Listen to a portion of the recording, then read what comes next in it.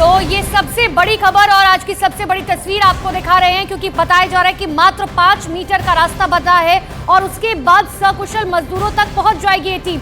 लेकिन देखिए कितनी तरीके की परेशानियां जो हैं वो आ रही है। 3 प्लान तैयार किए गए थे, प्लान ए सक्सेसफुल नहीं हो पाए, इसलिए अब जो है काम प्लान बी और प्लान सी पर किया जा रहा है, यानी कि मैनुअली ड्रिलिंग और वर्टिकल ड्रिलिंग पर काम जो है वो शुरू हो चुका है। लेकिन देखिए जो मजदूर है उनके लिए पूरा देश दुआ कर रहा है, लगातार उनकी जो जरूरतें हैं उन्हें पूरी की जा रही है। ऑक्सीजन, खाना पीना, दवाइयां, सब कुछ जो है भेजा जा रहा है और पूरा देश इस बात की दुआ कर रहा है कि 41 मजदूर जो अंदर फंसे हुए हैं वो अब जल्द से जल्द निकल आए। लेकिन आप समझिए कि कितनी ज्यादा परेशानी जो है वो इस रेस्क्यू ऑपरेशन में हुई है। अब तक का सबसे बड़ा रेस्क्यू ऑपरेशन ये माना जा रहा है, क्योंकि 15 दिन से ज्यादा का वक्त बीत चुका है। और आप समझिए कि जब कोई एक ऐसे टनल में फंसा हुआ है जहां ना तो वो सुबह देख पा रहे हैं ना शाम देख पा रहे हैं, ऐसे में जाहिर सी बात है किसी भी शख्स की मानसिक स्थिति पर भी असर पड़ता है। उन्हें डॉक्टर्स की जरूरत होगी, मेडिकल की जरूरत होगी, इसीलिए पूरी तरीके से ग्रीन कॉरिडोर के जरिए हॉस्पिटल जो है वो तैयार किए जा चुके हैं। अब आप समझिए ग्रीन कॉरिडोर क्या होता है, यानी कि जैसे ही ये मजदूर बाहर निकलेंगे तुरंत ग्रीन कॉरिडोर के जरिए इन सभी को अस्पताल तक जो है पहुंचाया जाएगा, ताकि कहीं पर भी ट्रैफिक ना मिले और कोई देरी ना हो। देखिए 4 तस्वीरें आपको दिखा रहे हैं। अब पूरी तरीके से चाहे वायुसेना हो या थल सेना हो, वो अब ग्राउंड जीरो पर मौजूद है। सेना की मदद से इस ऑपरेशन को पूरा करने की तैयारी जो है वो शुरू हो चुकी है। एनडीआरएफ मौजूद है, एसडीआरएफ जो है वो मौजूद है। साथ ही कल हमने देखा था कि वायुसेना की तरफ से भी जो है वो मदद की गई थी। बीआरओ जो है ऑपरेशन में वो भी वहां पर मौजूद है और विदेशी एक्सपर्ट्स की राय भी लगातार ली जा रही है।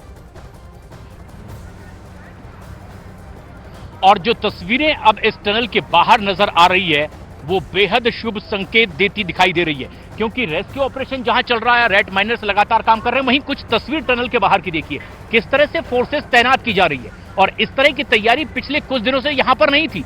ये तैयारी इसलिए है क्योंकि अब वो लम्हा बेहद करीब है जब 41 मजदूर टनल से बाहर आएंगे और कैसे सुरक्षित बगैर उन्हें अड़चन के रास्ते पर आगे बढ़ाया जाएगा। सिक्योरिटी के पूरे इंतजाम सड़क के दोनों तरफ देख सकते हैं, रास्ता ठीक किया जा रहा है।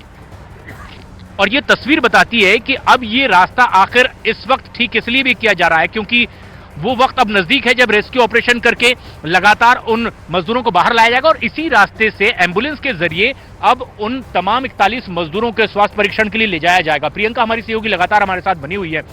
प्रियंका, ये जो तस्वीर दिखाई दे रही है कि रोड अब ठीक किया जा रहा है, यहाँ पर फोर्सेस तैनात कर दी गई हैं, एसडीआरएफ अपनी एक्सरसाइज अब अंतिम चरण में पहुंचाए हुए है, ये संकेत कि ऑपरेशन बहुत जल्द पूरा हो सकता है। जी बिल्कुल, पहले तो मैं आपको ये तस्वीरें दिखा दूं जो बिल्कुल पीछे हमारे यहाँ पर रोड्स वगैरह सब बननी शुरू हो गई है। उससे पहले मैं आपको एक बातचीत भी आपकी करवा दूं। जो गब्बर सिंह नेगी जो एक प्रोमिनेंट नाम है अगर हम कहें इस पूरे टनल ऑपरेशन में, जो कि सबका हौसला बनाए हुए हैं, उनके भाई हमारे साथ मौजूद है। और मैं आपको बताऊं बहुत दिनों बाद इनके चेहरे पे भी हल्की मुस्कुराहट देखी है। सर आज उम्मीदें हैं? बिल्कुल, आज ऐसी उम्मीद है पूरी तरह से कि आज मिलन होगा। हाँ, भरत मिलन होगा। तैयारियां कर लिया आपने, सामान वामान सब पैक? नहीं, अभी ये ऐसा डायरेक्शन हुआ है कि अपना सामान वामान पैक कर लो। हाँ। तो अभी करेंगे, अभी तो टाइम थोड़ा सा लगेगा। हाँ। थोड़ा सा टाइम लगेगा, लेकिन मुस्कुराहट बता रही कि उम्मीदें आज पूरी। और अब मैं आपको दिखाती हूँ वो तस्वीरें जिसकी हम बात कर रहे हैं। यहाँ पर आप देखिए ये सड़क बनाने का काम जो है वो चल रहा है, मतलब सड़क यहाँ पर ऑलरेडी है, लेकिन किसी तरीके के जर्क्स ना लगे, जो पैसेज है वो पूरा स्मूथ रहे। क्योंकि यहाँ पर ये जो आप रोड देख रहे हैं इसका क्लियरेंस का काम शुरू कर दिया। बड़ी बड़ी मशीनें थोड़ी देर पहले तक यहाँ पर थी, उन सबको बाहर कर दिया गया है। और ये एक तस्वीर और है प्रियंका, एक तस्वीर और है जो हम अपने दर्शकों को दिखाना चाह रहे हैं। इस वक्त हम देख सकते हैं भास्कर खुलबे ये टनल के भीतर जाते हुए हम तस्वीरों में देख सकते हैं। भास्कर खुलबे जिन्होंने की एक बड़ी जिम्मेदारी निभाई है, पीएमओ के पूर्व सलाहकार रहे हैं और उत्तराखंड सरकार में जब वो केदार बद्री का पुनर्निर्माण की एक बात आई थी और इसके विकास की एक बड़ी जिम्मेदारी इन्हीं के कंधों पर थी। और रेस्क्यू ऑपरेशन जब से चल रहा है भास्कर खुलबे नजदीक से नजर बनाए हुए हैं और ये टनल के भीतर खुद दाखिल होते हुए इन तस्वीरों में दिखाई दे रहे हैं। भास्कर खुलबे अब भीतर जा रहे हैं, यानी अब ये समझा जा सकता है कि हम पल पल दर्शकों को न्यूज 18 इंडिया पर जो जानकारी दे रहे हैं कि आखिर कैसे ये रेस्क्यू ऑपरेशन अब लगभग पूरा होने वाला है, एक बड़ा ब्रेक थ्रू मिल सकता है, कामयाबी से ये ऑपरेशन खत्म हो सकता है, इसके सारे वो संकेत हैं जो हम दिखाने की कोशिश कर रहे हैं। पीछे एसडीआरएफ एनडीआरएफ के जवान लगातार एक्सरसाइज कर रहे हैं क्योंकि अंतिम चरण में उनकी भूमिका बहुत महत्वपूर्ण है कि कैसे रेस्क्यू करके उन्हें बाहर लाया जाएगा, सुरक्षित पहुंचाया जाएगा। उसके साथ ही साथ सड़कें बनानी शुरू कर दी गई है बीआरओ, और ऐसे में बॉर्डर रोड जिस तरीके से ये काम होता रहा, इसी टनल के ऊपर में जहां पर हॉरिजॉन्टल ये काम हो रहा था, वहीं वर्टिकल ड्रिलिंग करने का काम भी करवा रहा था। और इस काम को शुरू करवाने में सबसे महत्वपूर्ण भूमिका बीआरओ की थी। और इस ऑर्गेनाइजेशन ने, बॉर्डर रोड ऑर्गेनाइजेशन ने जिस तरीके से वहां रास्ता 48 घंटे के भीतर बना करके दिया था, उसके बाद ही मशीनें इस टनल के ऊपर पहाड़ी पर जा सकी थी। और अब वैसा ही काम यहां युद्ध स्तर पर दिखाई दे रहा है। ये दिखाएंगे मेरे सहयोगी किस तरीके से लगातार तेजी से अब इस रास्ते को और स्मूथ किया जा रहा है। दरअसल ये पिछले कुछ दिनों में, 5-6 दिनों में ये एक्सरसाइज क्यों नहीं करनी पड़ रही थी? क्योंकि अभी बहुत सी एक्सरसाइज टनल के भीतर करनी थी, रेस्क्यू ऑपरेशन चला करके उन मजदूरों तक पहुंचना था। लेकिन जो संकेत हैं, अब जो खुद सीएम धामी ने हमारे सवालों के जवाब में कहे कि बहुत जल्द 54 मीटर तक की खुदाई हो जाएगी, क्योंकि उनके खुद सामने 1 मीटर का पाइप डाला गया है, जो उन्होंने खुद अपनी मौजूदगी में देखा है। और ऐसे में जबकि ये खुदाई लगातार आगे बढ़ रही है और बहुत जल्द वो लम्हा भी अब आ सकता है सामने, जब ये खुदाई पूरी होगी और उन तक के पहुंचा जाएगा, सुरक्षित उन्हें बाहर निकाला जाएगा। एक्सरसाइज यहां पर देखिए किस तरीके से एनडीआरएफ के जवान अब पूरी तरीके से मुस्तैद हैं। हर जवान के सिर पर हेलमेट लग चुकी है।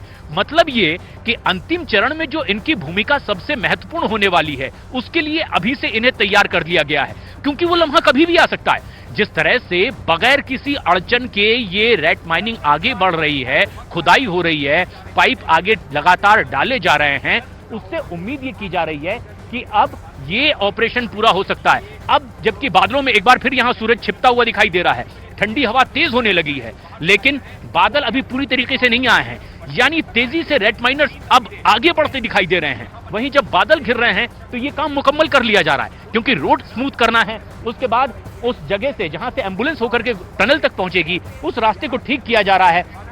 प्रियंका हमारी सहयोगी लगातार हमारे साथ बनी हुई हैं। गब्बर सिंह नेगी एक महत्वपूर्ण वो मजदूर जो टनल के भीतर अपने साथियों का हौसला बढ़ा रहे हैं, जिनका नाम खुद पुष्कर सिंह धामी ने भी लिया था।